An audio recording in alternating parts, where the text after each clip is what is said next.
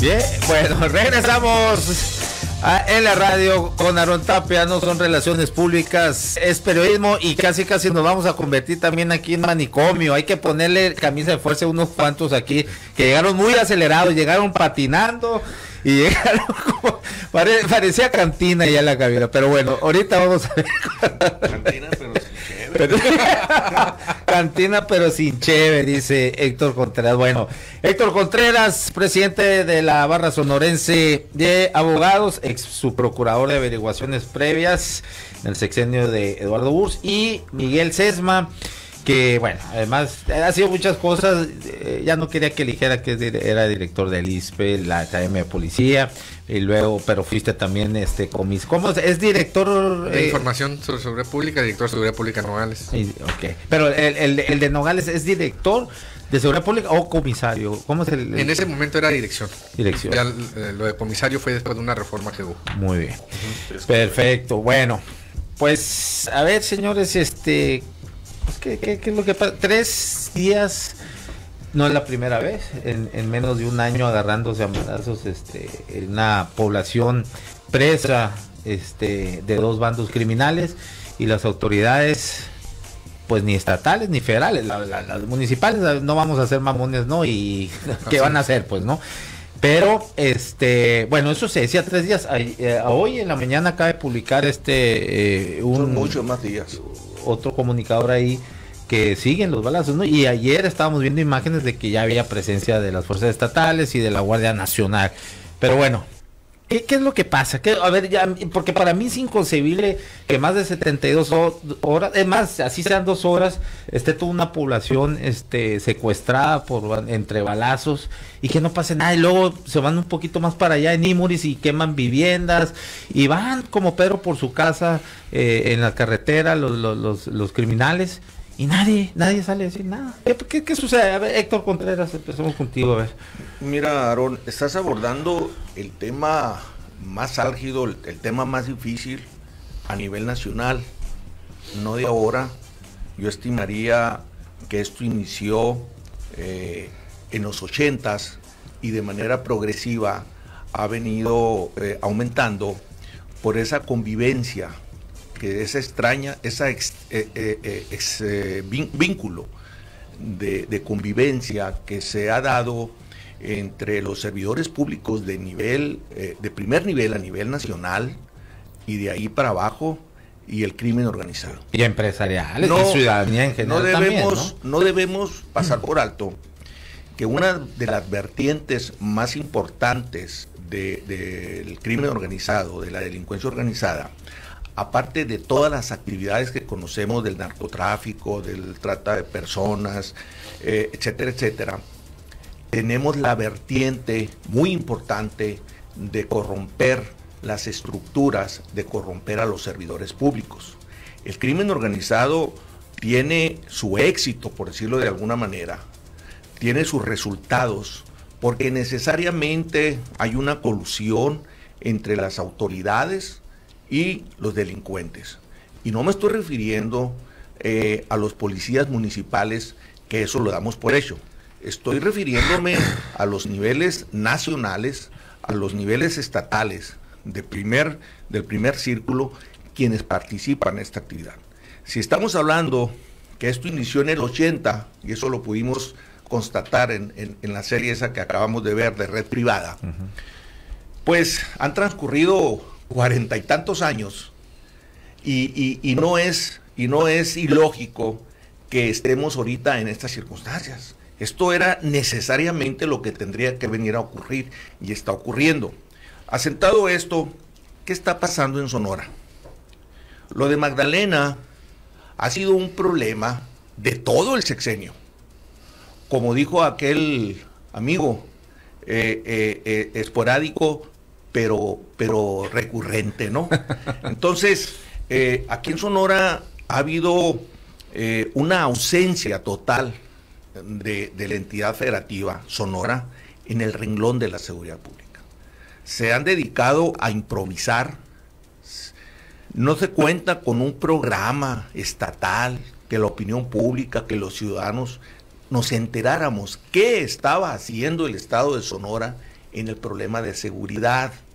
Y basta con ver los perfiles que han transitado en esta administración y en la administración pasada para ver qué tanta seriedad tiene el gobernante en turno sobre este problema.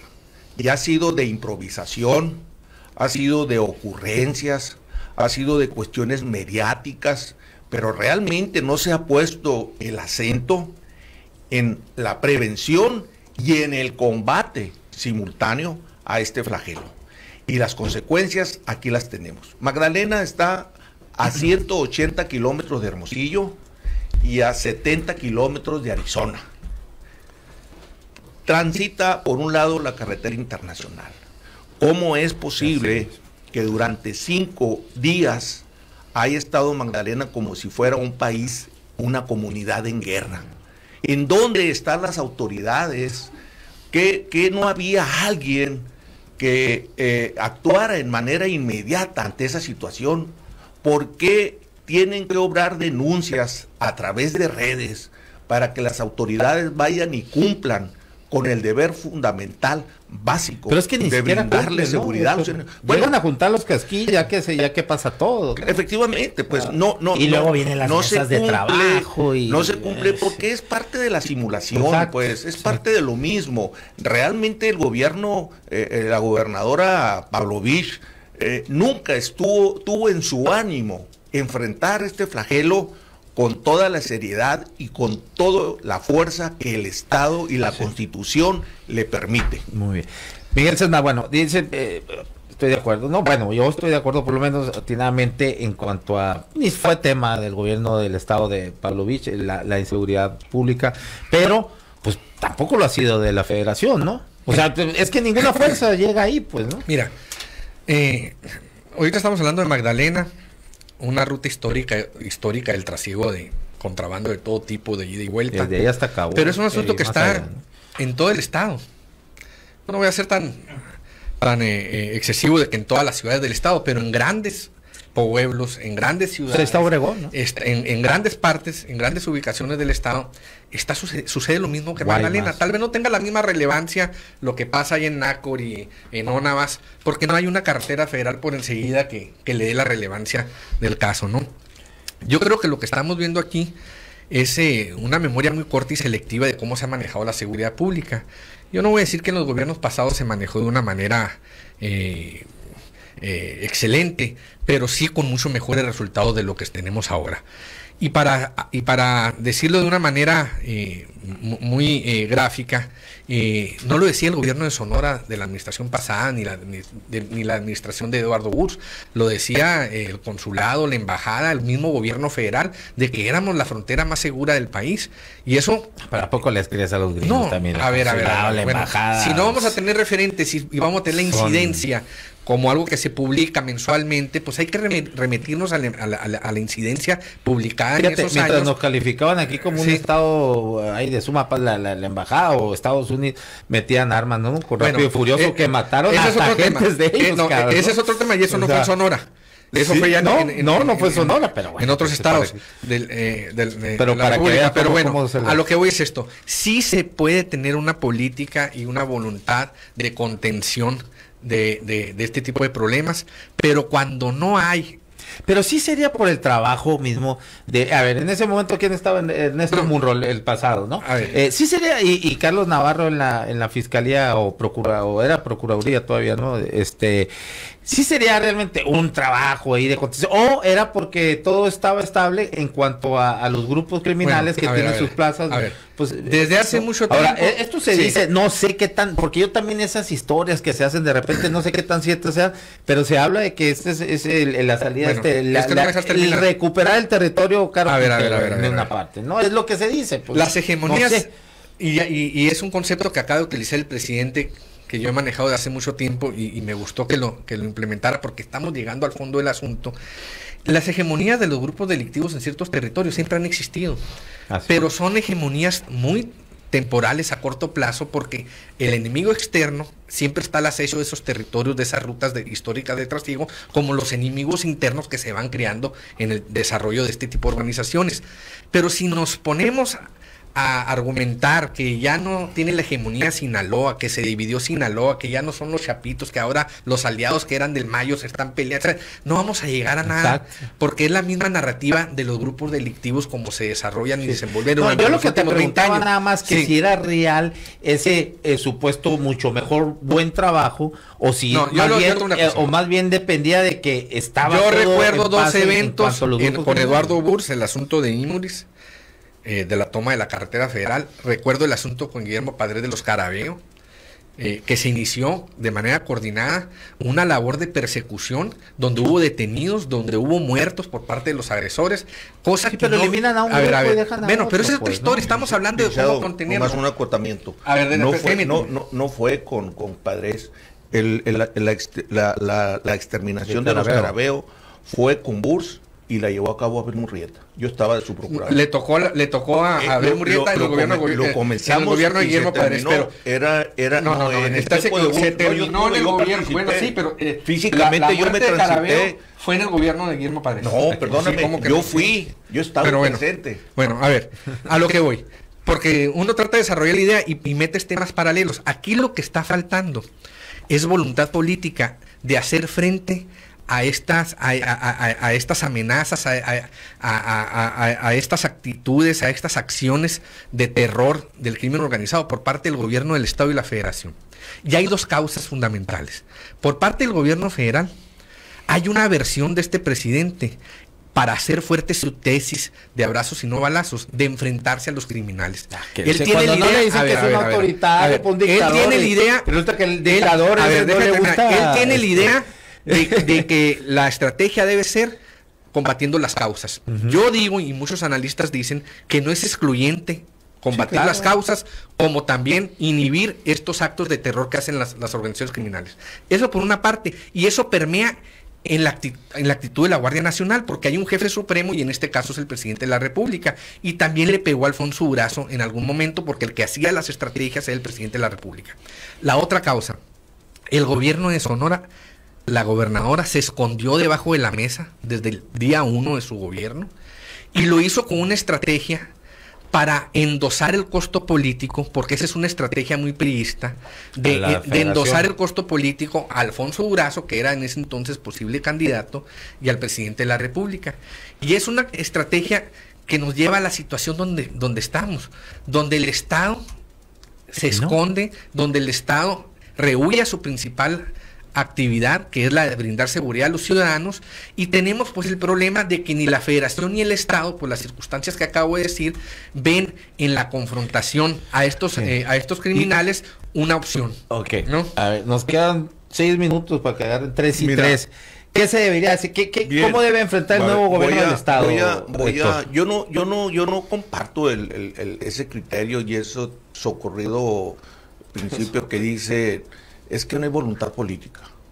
No es un problema de voluntad política. Sí, es un problema de seguridad en donde se tienen que converger los principios de inteligencia. Se tiene que combatir la criminalidad con la fuerza que el Estado te da. No es voluntad política porque constitucionalmente la seguridad pública no está sujeta a cuestiones políticas. Claro que está sujeta. Está sujeta. Hay una realidad del sistema político. A brindarle, ese es el deber ser, pues, ¿no? A brindarle seguridad al ciudadano. Esa es la función. Ahora, otra parte. Sonora, Frontera, Nogales, la más segura.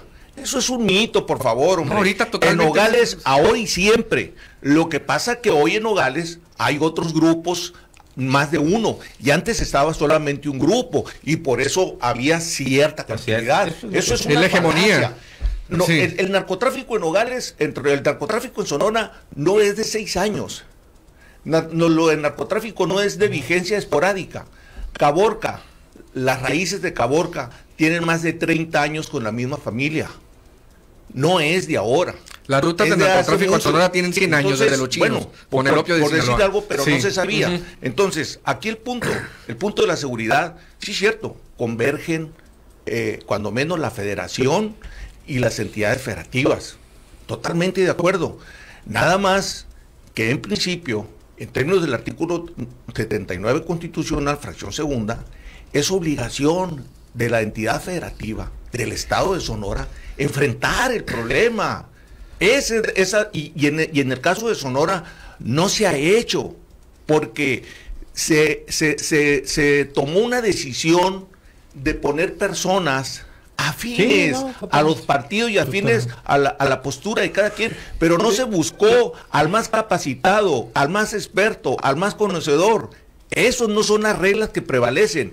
Y si algún renglón de la administración pública no debe de haber política, es en seguridad pública y en la Procuraduría de Justicia. Deben de estar las personas más eficientes, más capaces y quienes realmente vayan a hacer lo que se debe. Ahora, ¿qué va a ver? Porque el gobernador electo tampoco parece que es tema, por lo menos en esta etapa de transición, no habla de la seguridad, ¿no? Mira, el análisis de la seguridad pública está repleto de lugares comunes.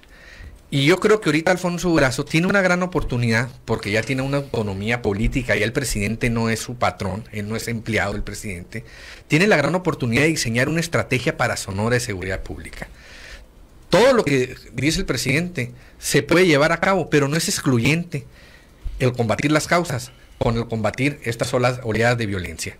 Por otra parte, medimos muy mal el sistema de indicadores de seguridad pública y no tiene una relación para presionar al sistema. Mientras sea responsabilidad de todos, pues nadie rinde cuentas. No es responsabilidad de nadie. Se tiene que establecer muy bien el tramo de responsabilidad, por lo menos en Sonora, de la Policía Municipal y del Estado, la Policía Municipal como primer respondiente y el Estado como Policía Investigadora, para medirlos en base a resultados tangibles. ¿Cuál sería un resultado tangible de lo que está pasando ahorita en Magdalena? Que hubiera detenidos. Ya no digo sentenciados, que por lo menos hubiera detenidos, que los presentaran. Pero es un problema que tenemos en todo el estado de que suceden hechos delictivos y no hay detenidos. Entonces, se tiene que dividir muy bien cuál es el tramo de responsabilidad. Bueno, no lo dieron a conocer, vi una nota por ahí, no vi que fuera algo oficial. Eso es a lo que me refiero.